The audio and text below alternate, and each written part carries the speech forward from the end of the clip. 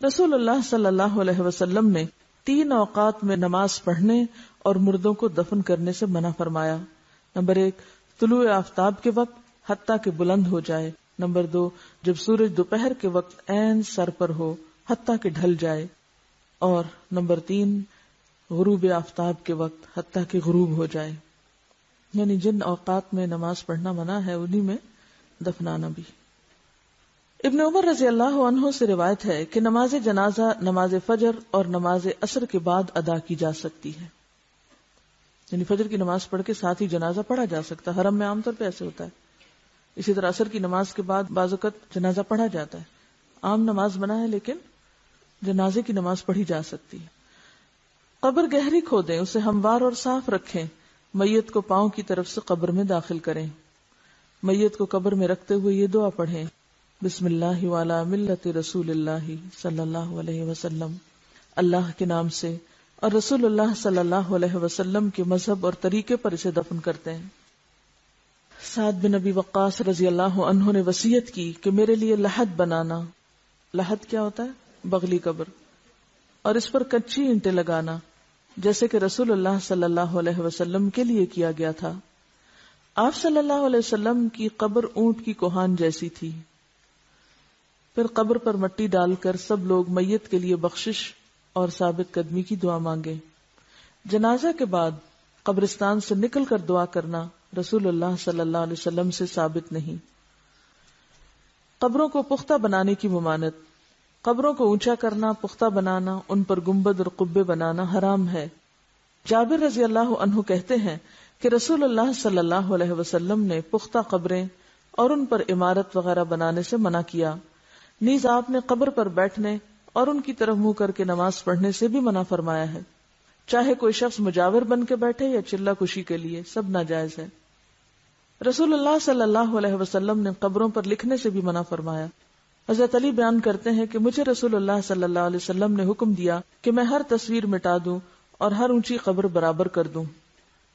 ام حبیبہ اور ام سلمہ نے رسول اللہ صلی اللہ علیہ وسلم سے ایک گرجے کا ذکر کیا کہ اس میں تصویریں لگی تھی، یعنی حبشہ کے علاقے میں جب یہ ہجرت کر کے گئی ہیں، کیونکہ عرب میں تو گرجا نہیں تھا. آپ نے فرمایا جب ان لوگوں کا کوئی نیک شخص مر جاتا تو وہ اس کی قبر پر مسجد بناتے اور وہاں تصویریں بناتے. قیامت کے دن یہ لوگ اللہ کے سامنے بدترین مخلوق ہوں گے. رسول اللہ صلی اللہ علیہ وسلم نے آخری بیماری مرض الموت میں فرمایا: اللہ تعالیٰ یہود و نصارہ پر لعنت کرے جنہوں نے اپنے پیغمبروں کی قبروں کو مسجدیں بنا لیا. حضرت عائشہ نے فرمایا اگر اس بات کا ڈر نہ ہوتا کہ لوگ آپ کی قبر کو مسجد بنا لیں گے تو آپ کی قبر کھلی جگہ میں ہوتی، یعنی اس ریسٹرکٹڈ ایریا میں نہیں. اور یاد رکھیے کہ یہ جو قبر کے ساتھ مسجد نبوی ہے یہ قبر کی وجہ سے نہیں بنائے گی. مسجد پہلے تھی اور قبر قریب بنائے گی اور پھر وسعت کی وجہ سے وہ ایک طرح سے جیسے مسجد کے اندر شامل ہوگی. حالانکہ اب بھی وہ ایک طرح سے الگ ہے، ایک کارنر پر ہے، بیچ میں نہیں آئی. ساری ایکسٹینشن پیچھے کی طرف ہوئی، آگے نہیں ہوئی. رسول اللہ صلی اللہ علیہ وسلم نے فرمایا میں نے تمہیں قبروں کی زیارت سے منع کیا تھا، اب تم ان کی زیارت کیا کرو. ایک روایت میں ہے قبروں کی زیارت موت یاد دلاتی ہے. شیخ البانی فرماتے ہیں نبی صلی اللہ علیہ وسلم نے قبروں کی زیارت کرنے والی عورتوں پہ لعنت کی، مگر اس کے بعد آپ نے اجازت دے دی تو اس میں مرد عورت دونوں شامل ہیں. آپ صلی اللہ علیہ وسلم ایک ایسی عورت کے پاس سے گزرے جو قبر پر بیٹھی رو رہی تھی. آپ نے اسے اللہ سے ڈرنے اور صبر کرنے کا حکم دیا. اگر عورتوں کا قبرستان جانا ناجائز ہوتا تو آپ اس کو قبرستان آنے سے بھی منع کرتے، صرف رونے سے نہیں بلکہ وہاں بیٹھنے سے یا آنے سے بھی. حضرت عائشہ اپنے بھائی عبد الرحمن کی قبر کی زیارت کو گئیں. ان سے کہا گیا کیا نبی صلی اللہ علیہ وسلم نے عورتوں کو اس سے منع نہیں کیا؟ تو حضرت عائشہ نے فرمایا پہلے منع کیا تھا پھر اجازت دے دی تھی. حضرت عائشہ فرماتی ہیں میں نے نبی صلی اللہ علیہ وسلم سے پوچھا جب میں قبرستان میں جاؤں تو کون سی دعا پڑھوں، اور آپ نے دعا سکھائی. تو اس سے کیا پتہ چلتا ہے کہ عورت جا سکتی ہے لیکن کثرت سے جانا منع ہے، ورنہ تو آپ کہتے کہ تم نے جانا ہی کیا ہے وہاں تو کیوں یہ دعا سیکھتی ہو. حضرت ابو ہریرہ سے روایت ہے کہ رسول اللہ صلی اللہ علیہ وسلم نے کثرت سے قبروں کی زیارت کرنے والی عورتوں پہ لعنت فرمائی ہے. اس سے پتہ چلتا ہے کہ بکثرت زیارت منع ہے مگر کبھی کبھار جانے کی رخصت موجود ہے. وجہ کیا ہے؟ آپ صلی اللہ علیہ وسلم فرمایا فزوروها فانها تزهد الدنيا وتذكر الاخرہ، ان کی زیارت کیا کرو کیونکہ یہ دنیا سے بے رغبتی کرواتی ہے انسان کو اور آخرت کی یاد دلاتی ہیں۔ رسول اللہ صلی اللہ علیہ وسلم نے فرمایا مردوں کو برا نہ کہو، جو اعمال انہوں نے کیے تھے وہ انہیں مل گئے۔ ہم لوگ اس ادب اور اخلاق سے بھی عاری ہیں، وہیں بیٹھے بیٹھے شروع ہو جاتے ہیں کہ اس کا چہرہ ایسے لگ رہا ہے، اس کے ہونٹ ایسے ہیں تو اس کا ناک ایسا ہے تو اس کی رنگ ایسا ہو رہا ہے تو اس نے پتہ نہیں کون کون سا گناہ کیا ہوگا۔ حالانکہ بعض اوقات بعض بیماریاں ایسی ہوتی ہیں کہ جن کی وجہ سے اسکن کا رنگ تبدیل ہو جاتا ہے۔ اور ایک بات یاد رکھیے کہ جو شخص یہ کہتا ہے کہ لوگ ہلاک ہو گئے وہ سب سے زیادہ ہلاک ہونے والا ہے۔ کوئی حق نہیں کسی کو کہ کسی کے بارے میں کچھ طرح کمنٹ کرے، یعنی کسی کی تعریف اگر نہیں کر سکتے تو اس کی برائیوں پر بھی زبان نہ کھولو کیونکہ وہ اپنے انجام کو پہنچ گئے۔ زیارت قبور کی دعائیں، جو شخص قبروں کی زیارت کرنے جائے تو وہ یہ دعا پڑھے السلام علی اہل الدیار من المؤمنین والمسلمین ویرحم اللہ المستقدمین منا والمستأخرین وإنا انشاء اللہ بکم للاحقون۔ مومن اور مسلمان گھر والوں پر سلامتی ہو، ہم میں سے آگے جانے والوں اور پیچھے رہنے والوں پر اللہ تعالی رحم فرمائے، اور اگر اللہ نے چاہا تو ہم بھی ان قریب تم سے ملنے والے ہیں۔ مسلم ہی کی ایک روایت میں یہ الفاظ بھی ہیں اسأل اللہ لنا ولکم العافیہ، میں اللہ تعالیٰ سے اپنے اور تمہارے لیے عافیت کی دعا کرتا ہوں۔ آپ نے سوال یہ کیا تھا کہ اگر کوئی شخص کہیں فوت ہو جائے تو اس کو ٹرانسپورٹ کر کے دوسری جگہ لے جایا جا سکتا ہے؟ پسندیدہ تو یہی ہے کہ جہاں کوئی فوت ہوئے وہیں دفن کرے، کیونکہ زمین تو ساری اللہ کی ہے۔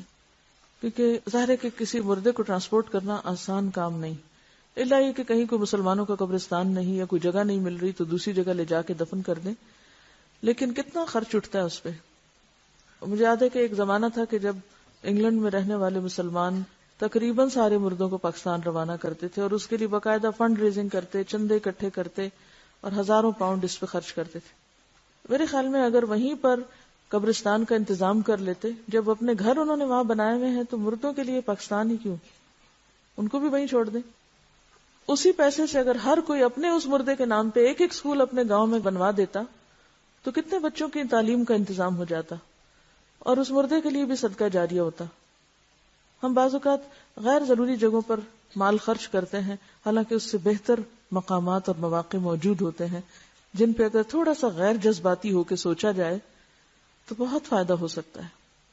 جیسے اگر ایک مردے کے اوپر 1000 پاؤنڈ بھی خرچ آیا ہے، مجھے نہیں معلوم آج کل کتنا ٹکٹ ہے مردے کے لیے، کیونکہ وہ ایک سواری کا نہیں، ویسے 2 یا 3 کے برابر ٹکٹ ہوتا ہے، اس کو ویسے بھی وہ لگیج میں ڈال کے بھیجتے ہیں، اندر جہاز میں اوپر تھوڑی رکھتے ہیں۔ تو کرامت کے بھی خلاف بات بنتی ہے نا، کہ ایک شخص جو فوت ہو چکا ہے، اب اس نے جانا زمین میں ہی ہے، وہاں اس زمین میں ڈالنے کے لیے کسی اور زمین میں آپ اس کو بھیج رہے ہیں، اور پھر اس سے حاصل کیا ہوگا؟ یعنی صرف دوسروں کی تسلی کے لیے، اور پھر اس پہ کتنے کتنے دن گھروں میں، وہ تو ایک خرچہ ہے نا کہ ٹکٹ آپ کو وہاں سے لینا پڑے گا، اس کے لیے 1000 پاؤنڈ اگر لگتا ہے تو آج کل 1000 پاؤنڈ جو ہے وہ تقریباً میرے خیال ہے لاکھ کے برابر، یہ زیادہ ہے، میرے خیال ہے 1,14,000 یا 20 کچھ اس طرح بنے گا۔ اب اتنے پیسوں میں آپ کسی ایک گاؤں میں 2 کمروں کا اسکول بنا سکتے ہیں۔